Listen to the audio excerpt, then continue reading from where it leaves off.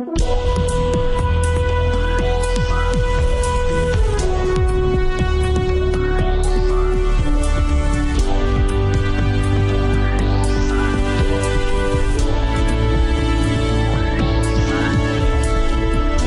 to Real Money Talks, how to make money, manage money, and invest money. Your Real Money Talks host, Laurel Langmeyer, gets straight to the point about what it actually takes to make money and build lasting wealth in today's changing economic climate. If you're ready to get the financial results you've always dreamed of, keep listening. Real Money Talks is the right place for you. And now here's your host, Laurel Langmeyer. Hi, this is Laurel, and welcome back to Laurel's Real Money Talks, where we teach you how to make money, keep money, invest money with a team. So one of the conversations we're going to have today is making money. And the only way you make money and put cash flow in your pocket is you have to sell something, or something that you invested in is going to give you back some passive returns later. But right now we're going to talk about selling stuff, because most people that I talk to and teaching this money conversation are scared to death to sell, but they complain of cash flow all the time. They're hinged. Cash is in someone else's pocket. It needs to get into your pocket. And there's a sales system to do it. So I have Cory Comstock with me, and he is world-class sales consultant. Actually, we just hired him to work here at Live Out Loud and help us. And so welcome, Cory. Thanks, Laurel. Glad to be here. So talk a little bit about just kind of the whole sales psychology. People are so scared of selling, yet they want the result called cash, and they stand around and do nothing. So it's just about sales psychology first, and then you're brilliant at putting sales systems together. So we'll talk about that second in our podcast. Thank you. Yeah, I think to answer your question, the biggest problem people run into is, like you mentioned, they want the money in their pocket, but how do they get it? Number one, having a system. Everybody needs a mentor. We know that. But at the end of the day, we've got to be willing to create that process. A lot of people wing it. They think that they're a salesperson, so they can sell anything. At the end of the day, if you don't have a process, it doesn't work. You have to have a process that you work on every time the same way and fine-tune that process. So what are some of the steps? We're going to break it down for those that are listening. And remember, there's people from, I think, about 79 countries. There are people from all over the world listening. They all need to make money.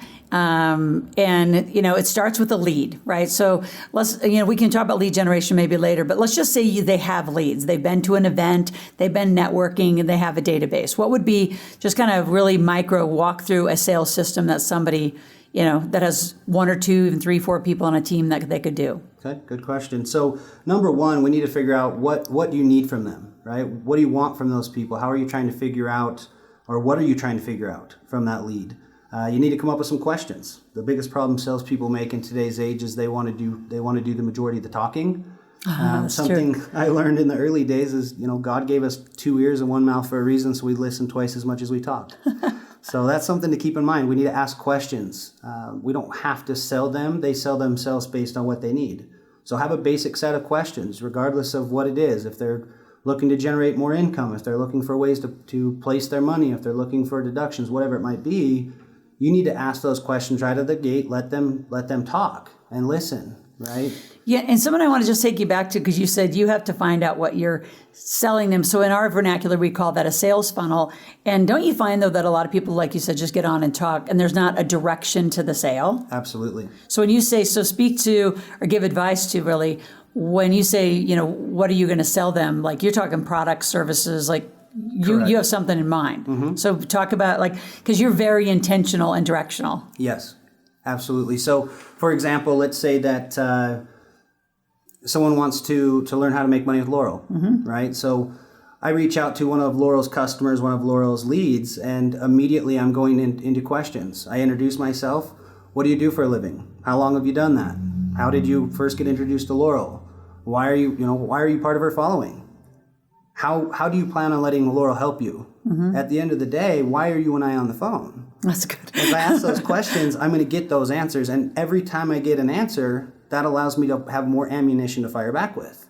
So the one thing I think that so many salespeople can fine tune in their process, I'm formulating my next question before they've answered my previous question.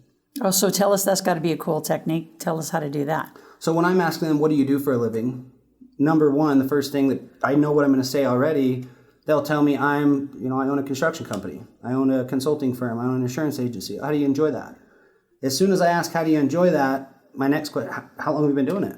Do you own your own practice? Why not? What's prevented you? Okay. So realistically, you've been doing this for 25, 30 years. Most people that have done it long enough, either they're not successful, or there's something preventing them from getting started. What's the problem for you? I'm constantly coming up with new questions because you get it. I look at it like a game of ping pong. Yeah. You're getting in a game with them to where when you hit the ball, they're hitting it back. And imagine your question, they're going to answer. But if you start answering questions, you open up a can of worms that now you're an unpaid consultant. That's good. And that's good. Actually, I have to ask that question because it's right along that question. So don't you find that most people also not only become an unpaid consultant, they actually are validating that they have something worthy to tell somebody, so they almost become the coach or the consultant. They're doing the work that they should have been paid to do. Exactly. They're fulfilling. Yeah. So let's go back to the process. So you need to sell them something. You need to have direction to it. Come up with a set of questions. Then what? The biggest thing that I've learned in my process personally is there's pain. There's pain to everything. People don't buy off features and benefits. I don't care what the process is. I've met very, very few people that can sell based on features and benefits. If we look at the pendulum, you get them excited. What goes up must come down. Well, when that wears off, they made an emotional decision. I want them to make a logical decision because they have to. So if we look at the big picture and we're asking those questions the right way and we're getting the answers we want, well, we're going to make them say uncle essentially. So if I ask the right questions, they give me the answers that I'm guiding them. I know what answers they're going to give me before I ask the question. So when I get the answer and I get it the right way with the right tonality, I either hear the deep breath or I hear the stubborn engineer that finally goes, well, you're right. And that's what it boils down to. So once they say uncle, I think so many people are afraid to ask for the sale. So talk us through asking for the sale. If that, let's say they have an insurance agency. They've been in insurance for 15 years. They started their agency 2 years back. They're struggling. They're spending money on advertising, everything else. Well, what I'm going to ask them is, okay, so what's preventing you from really getting where you need to be? Well, I don't have enough agents. Why not? I don't have the money. Okay. So if I were to go in there and consult for them, my number one thing would be, okay, so show me your process. Show me what you're saying to these people. How are you introducing yourself? How are you finding them? And when I get them to say, uncle, okay, who are you working with on your insurance right now? What's your premium? How long have you had them? What do you like about them? What do you not like about them? Okay, so if in reality, if you were happy with who you're using now, would we even be discussing this? No? Okay. Right. So I guess my question is, what do you need from me? I'm going to make them tell me what they need, and it's not going to be price. It's got to be bigger than the price. Yeah. It's not it's not about the money.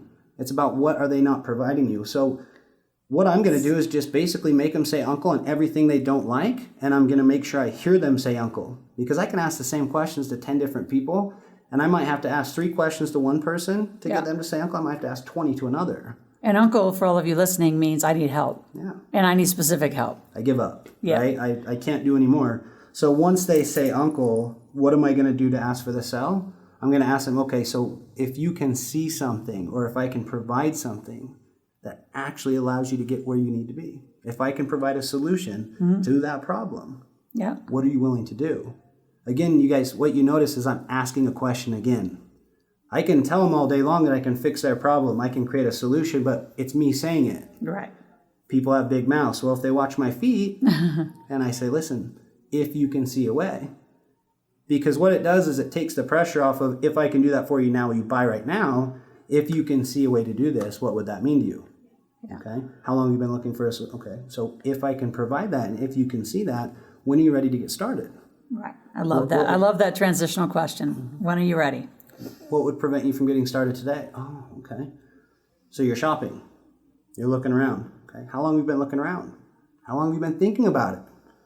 3 years? How much extra money have you made just thinking about it over the past 3 years? That's a good one. Okay, so let's get started now. We have to gauge their temperature, though. And how do you gauge their temperature? Questions.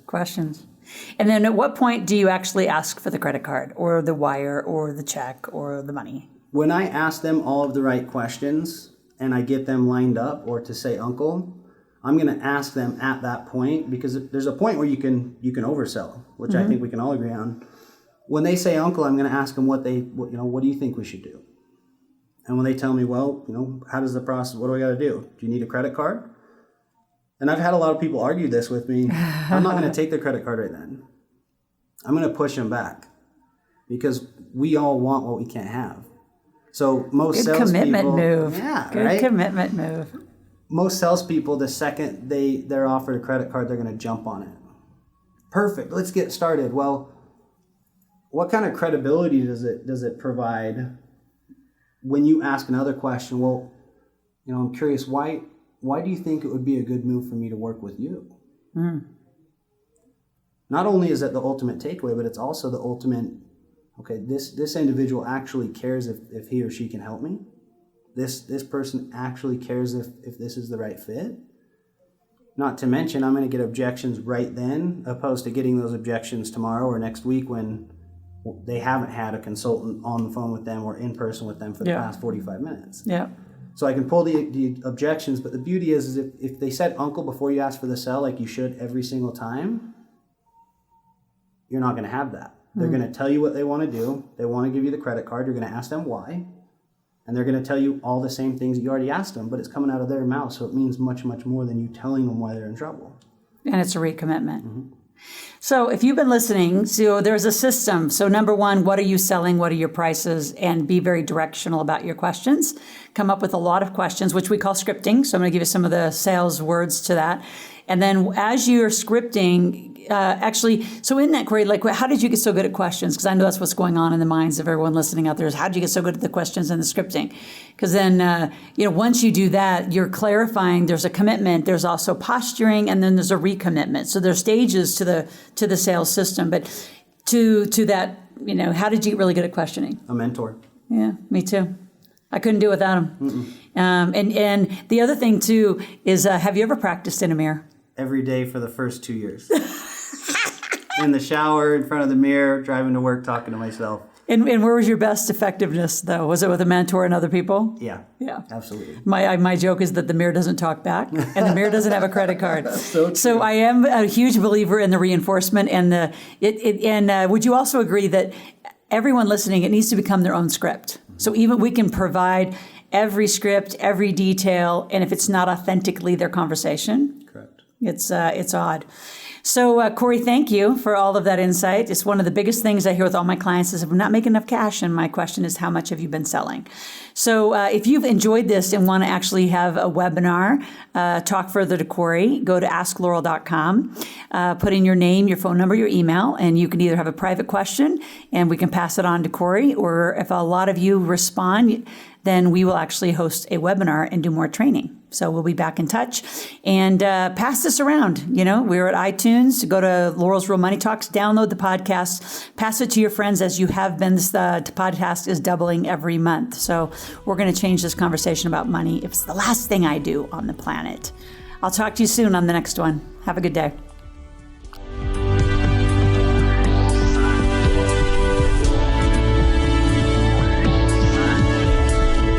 Thank you for joining Laurel for this segment of Real Money Talks, how to make money, manage money, and invest money.